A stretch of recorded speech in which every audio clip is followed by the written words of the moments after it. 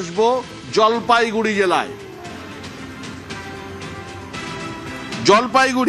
জলপাইগুড়িতে total seat সাতটি আসন রয়েছে।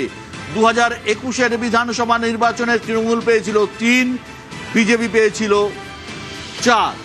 2024-এর লোকসভা নির্বাচনে ওই ফলাফল একই রয়ে গেছে, 3 এবং 4। 2026-এ কি হতে পারে? 2026-এর সিটগুলো দেখাও একবার। ধূপগুড়ি, ময়নাগুড়ি, জলপাইগুড়ি, রাজগঞ্জ, ডাবগ্রাম, ফুলগাড়ি, মাল, নাগরাকাটা। ধূপগুড়ি সিট যাওয়ার সম্ভাবনা বিজেপির দিকে প্রবল। ময়নাগুড়ি সিট টিএমসির দিকে যাওয়ার সম্ভাবনা প্রবল। জলপাইগুড়ি সিট 50-50, এটা কিন্তু অনিশ্চিত, যে কোনো দিকে যেতে পারে। রাজগঞ্জ সিট খুব ইম্পর্টেন্ট সিট, এই কারণে এই রাজগঞ্জে যিনি তৃণমূলের জয়ী বিধায়ক ছিলেন তাকে সরিয়ে সোনাজয়ী অ্যাথলিট স্বপ্না বর্মনকে আনা হয়েছে এই সিটে, কিন্তু এই সিটও কিন্তু 50-50 হয়ে গেছে।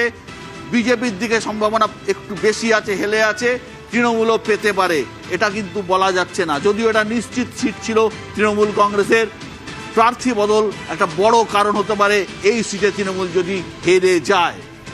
ডাবগ্রাম ফুলবাড়ি, গৌতম দেব দাঁড়াতেন এই সিটে, তিনি এবার ডাবগ্রাম ফুলবাড়িতে দাঁড়াননি, তিনি শিলিগুড়িতে চলে এসেছেন। ডাবগ্রাম ফুলবাড়ি সিটও কিন্তু বিজেপির দিকে যাওয়ার সম্ভাবনা প্রবল।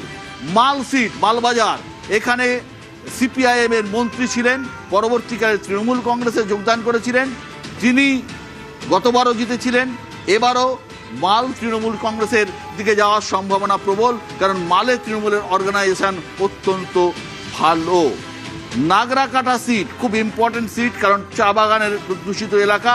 এই নাগরাকাটা সিটে তৃণমূল এবার নতুন একজন ক্যান্ডিডেটকে দিয়েছে, এই সিটে কিন্তু হাড্ডাহাড্ডি লড়াই হচ্ছে আমি যতদূর জানি এই সিটটাতে।